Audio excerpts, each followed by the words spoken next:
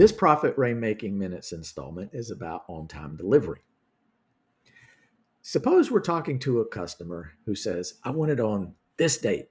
And our Pavlovian response was, not happening because we can't do it. And we negotiate something that we think we can execute.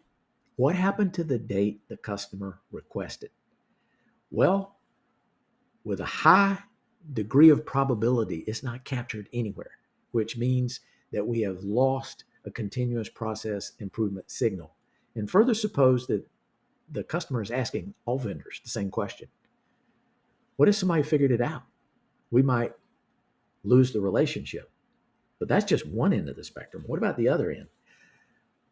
What about how on-time delivery is measured on the back end, which tends to be free on board our shipping dock?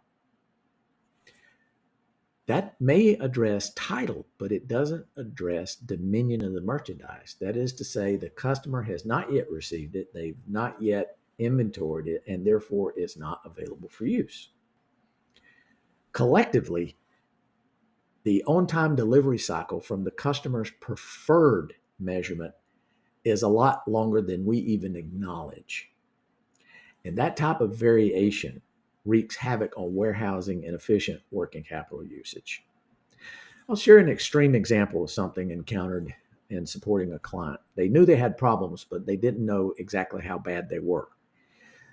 We measured days early, days late relative to the delivery date we captured. Keep in mind that this had nothing to do with when it was originally requested, nor how long it took the customer to actually get it. So whatever I'm about to tell you, it's worse than I'm going to say. The days early, days late variation for this particular client was 180 days. Can you imagine that?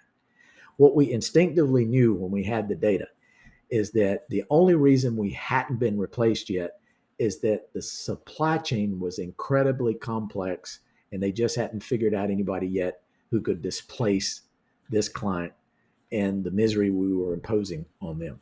It got our attention and we went to general quarters to figure it out very quickly. Nobody had to tell us what was at risk.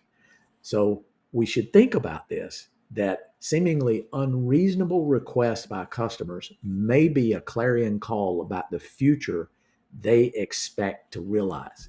And if we want to remain in that relationship, we better do something with the data in our continuous process improvement endeavors.